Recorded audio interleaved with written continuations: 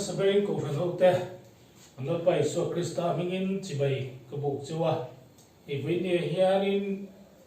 Pathianni danga kanti angin Inkhawm na online Inkhawm na mumak tak kan buat sai thei lova Inkhawm chiangkwan lo wangin vini han hei ki hun karon mang don ani a Pathian thua in pol hona hun rei lo te kan mang don ani chuni le lama chuan mu mang zokin Inkhawm no hun te po kan nei thei tura ngai ila kan tong China te po Pathian hena thlengila a tho me ama sain Pathian ma kunin I tong China ku olo pa Pathian ingkim ti thei le ro puiber vinia lopa Bmcf kohhran hoten nangma chi bai book na online na nei thei tura kanin beisia kanin buat sai mek lain kolam chian kwan lo wangten lopa ni danga kan tiangin kanin khom le thei tari lo bani chu tiang zon lopa hun chep taka tiang hen hun kan buat sai chuk chuk ani a weni han lopa nangin kan mamo isia a ni danga kan tiangin buat sai thei lo mai la nang kan zinga lo chengla e kanin pol hona chim tu te zong zong hilopa e chia lo tlom tak in buat sai na kal tlang hian nangin min pol thar thuk turin kanon dil cha kan thasoi le kanin pol kan thilti tur te hilopa fam kim lo le ma se nang Pathian fam kim chuan kan mo ang thuin malisom sak theni ti sin khongai na kuta kanon in kol ti rani engkim kan ti ro puina ni sela heng min sandam tu kan pa Isu Krista mingin kanon dile amen ola venia hianin Pathian thuai pol hona kan nei anga Pathian thu kan ngai to hota le kan zir hota na ka han thang chua chu chanchin thra mathai zia mung som le panga cha som thum le pani atanga som thum le pakwa zu hi ani anga e bible cha hi chang la takania athu po kan thade uvekin rin oma lali suan ni pui sangli a sai thu ka ani e thu kal tlang hianin khongai tu Pathian ani na Pathian zia poimo tak I hai chua zir chua kan tum don ani atu thiang lim milo mai thang u tin isuan zirtir ta chu akova mi pui ho hi tu na ni thum ka hne na anom tua e tureng ba an nei lo awangin ka khongai em ani chungin ka kaltir dulave chutilo chuan kong laka an chaw da nge atia tin zirtir ta chuan na hne na mi pui heti zozai porna khop changper chuti zozai thlera khoya ta nge kan huang an ti a tin isuan an hne na changper ang zar nge in nei atia tin an ni chuan per sari ngatetlem tenen an ti a tin ani chuan le thuturin mi pui chu thu apea tin changper pasari le sangate chu ala a lom thu asuya aphela zirtir te hna apea tin zirtir ta chuan mi pui te hna an pea tin an vai nan ea an puar ta hloma an ei bang noi po chu bom sari an rut khata a ei tu chu meichia le lo pang tiam lovin pathing hi po sang li an ni a tin mi pui te chu a tin tir nuin longa a chuanga magadan ram alo thleng a lalpan atu thiang lim kan chia te kan zatan mal min som sakro se amen kha mi pui sangli a sai thu ania amalo kan chia chuan bung sompali a kharin mi pui sanga sai thu kan mu ani mi pui sanga sai le mi pui sangli lo li suan sai ti ain an lo na awma a number a mai ni lovin mi pui sanga lo li suan sai hian judai ram ania judami te zinga arong bol na nia mi pui sanga sai te chu atamzo ki judami te ania nima sela helaya kanan chiarta mi pui sangli a sai a ro hi chuarin ama zui tu te le mi pui sangli pung khom te hi judami ni tolvin Gentile mi ania an ni hlom a lal iswa rong bol na e pung som panga kan huang hian lal iswa rong bol na hun hi judai ram ni tolovin gentle te ram tura le sidon biala ani ve thunga hei gentle te khua gentle te ram decapolis antiang mun ram kha ani hetiala liswa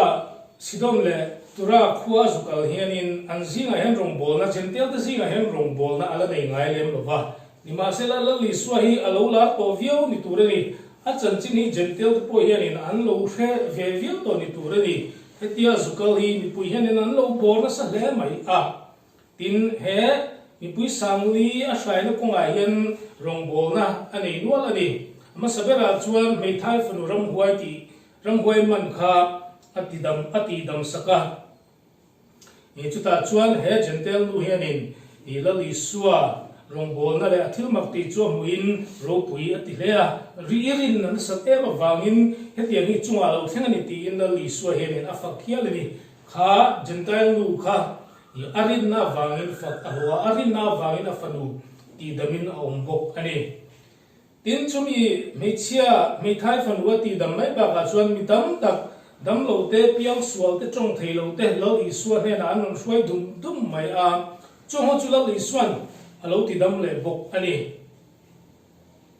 heta po hianin thil dang lam tak lo thleng le chu mi pui sanga hraya khang ho zing mi dam lo te ati dam khan lo pathian fakna chang re reng an thelo ani henga dam lo te ati dam thunge ro hi chuan ta hen chiat gin bible a henin a in zia ka chu ti chuan mi pui chuan chong thei lo te chu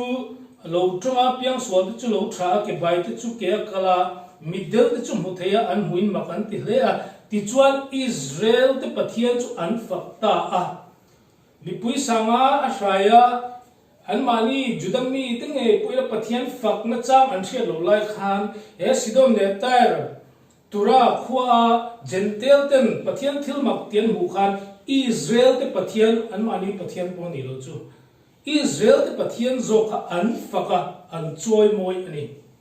thilmak tak ani a Israel ati dam zo te khan juda ti dam zo te khan pathian fakna chang an thelo a gentle ho zo kin pathian an fak ani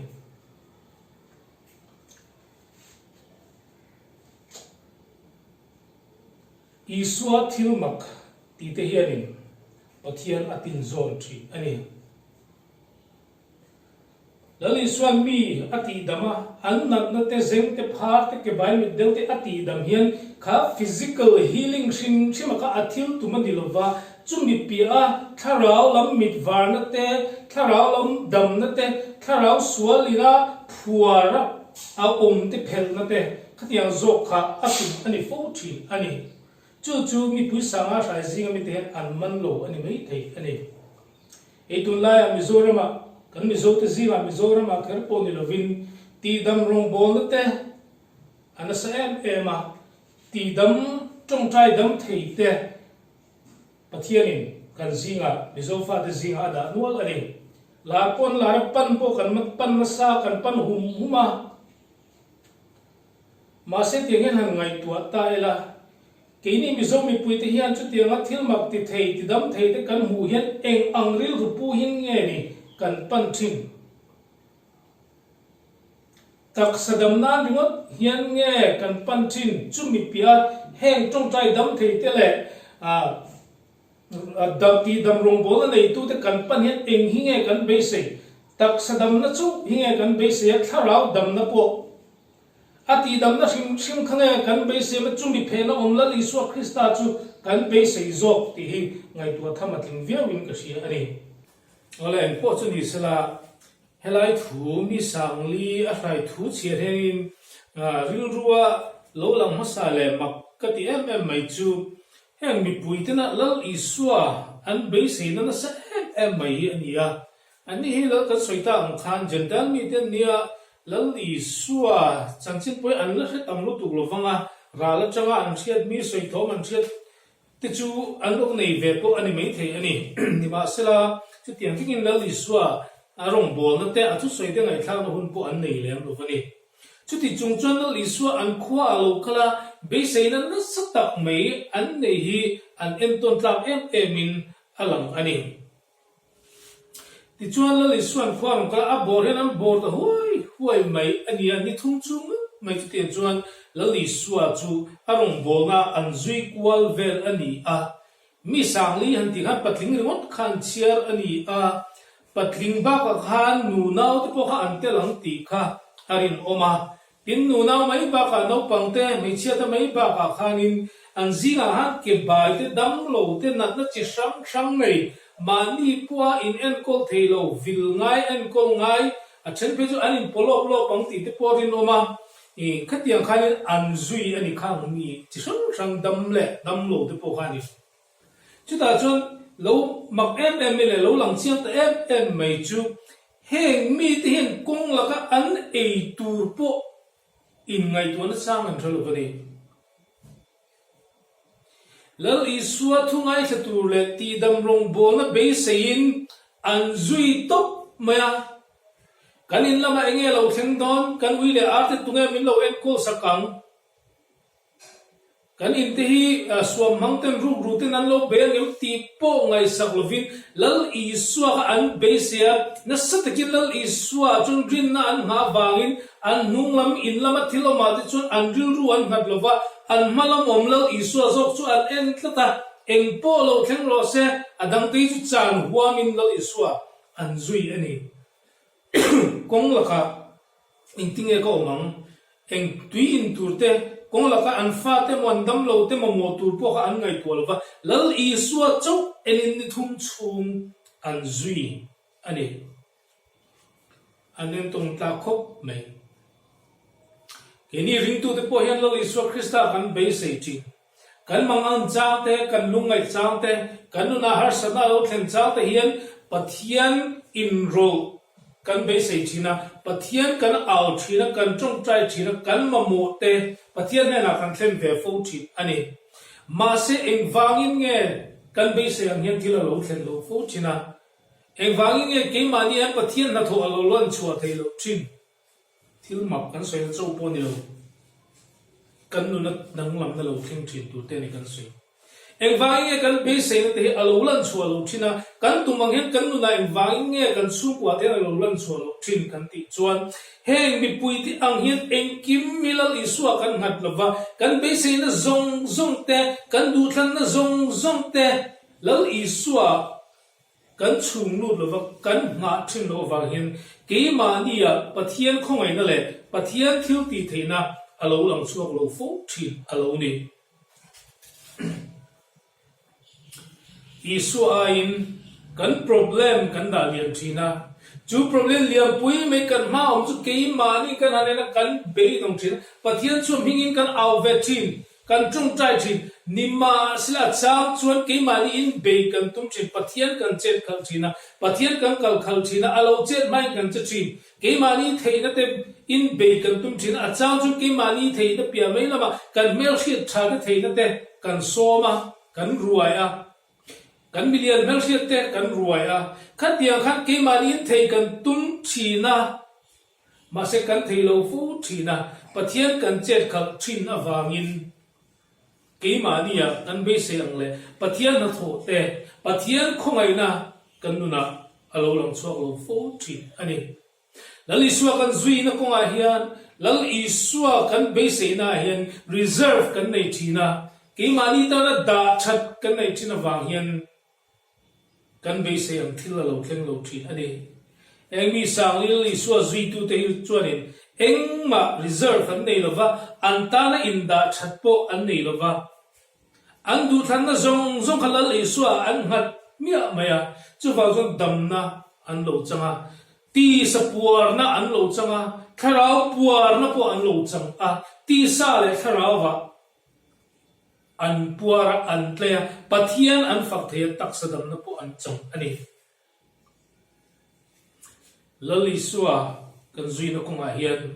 kan be sei na konga hian kan nu na pathian intervention kan be sei na konga hian ama chau kan en hi helai pui sang li sai chang hian in kan zir chuak thei ani ama chau kan ena ama chau be sei na kan ha hian pathian nge nga chun thina pathian thim lung akoi thin ani isua chau enin tikha an soi du ani tin adang le chon hetla hian emi pui sang li sai hi pathian zia poimo tak mai alo lang chuak ta tin iswa na zirtir te chu akova mi pui ho hi tuna ni thum ka hne na an tua e tur engma an nei lo awangin ka khongai em ani khongai tu pathian ani zia ka pathian ni khongai tu pathian ani zia lo lang chuaka ka khongai em ani chu mi pui ama be sei tat tu te almani shom po poi selovan ni thum lai mai zui tu te almani e tur te po ngai sak lo lal isu tlat en tu ti amu chuan lal isu thin lunga khongai na lo luang liama ka khongai ani ati top mai ni zirtir te bula ka khongai em ani ati pathian zepoi mo tak mai chu khongai na hi ni Israel fa nam thlante Israel al-Guptar ma salinam tanga almani chanchuak turin mosia ko chuan engtingati ama mi te mi thlante sala an tan khan mosia ko chuaka mosia tia chu ta chuan kami te rumi ka khrengani ami te lungai ami te trap thom ami te alama au thom hian in pathiana omle le tir theilova almani shoi chuak turin mosia atir ta ani ama mi te pathian ring tu te ama ring tu ten be sei na tak nen be sei na nung nen ama an awa alam an pathian omle le theilova a che chuak thin a chu ami ten be sei na na pathian an awa afa ten pa an au hian pa thinlung a che thina alo ami te lama lo luang chuak thina an mani pui turin a che chuak thin ani chu pathian zia poimo tak mai helai chang atanga kan hu thei chu ani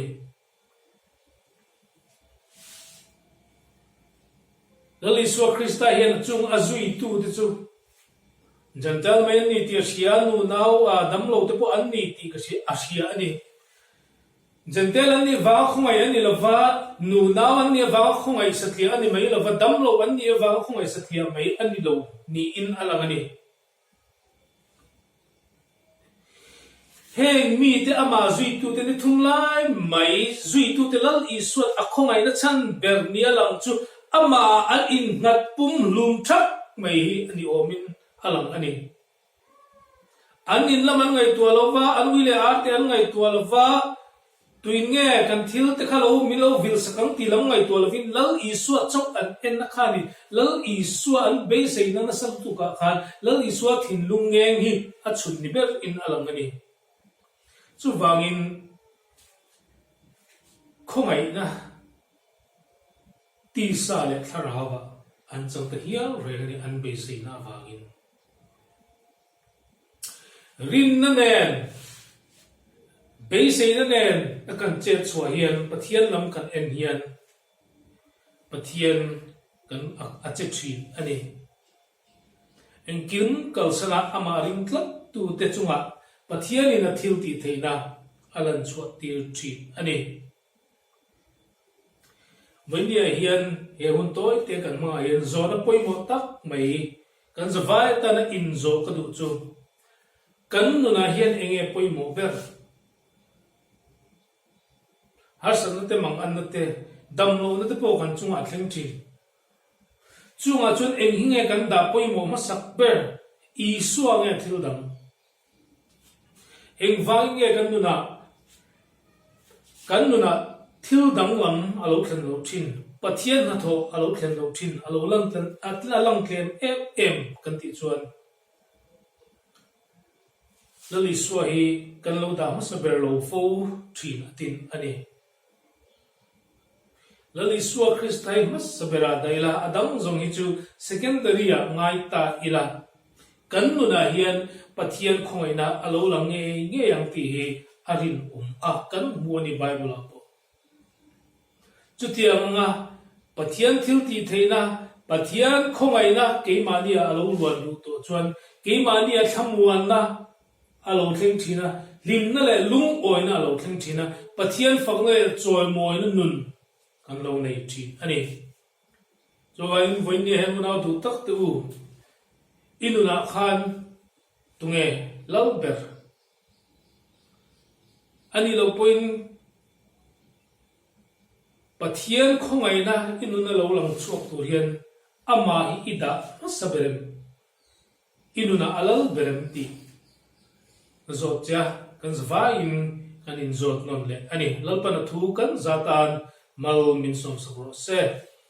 amen pathian ma kunin itong trai u lalpa kan pathian kim ti thei ei tu huna hian I thu kim lo takin kan soya lalpa I thu te hi ani na angin kan pong chuak zo lova I thu nung ani angin lalpa nung tak kan pon chuak zo lo cha te po thin ani ma se lalpa fam kim lo hin kan thia fam kim lo hin kan pong chuak vele mai ani ya ati nung tu le lalpa mal so thei tu chu nang ma zo kini voinia kan thu cha toy te an soi po hin angin angai thatu te zong zong thinlunga min ti pun sakla kan mo ang zerin lalpa nangin mal min som sakla I in puan na man ruwa min man sakve turin I khongai na puda kan lalpa iso Krista mingin ganun kol tire amen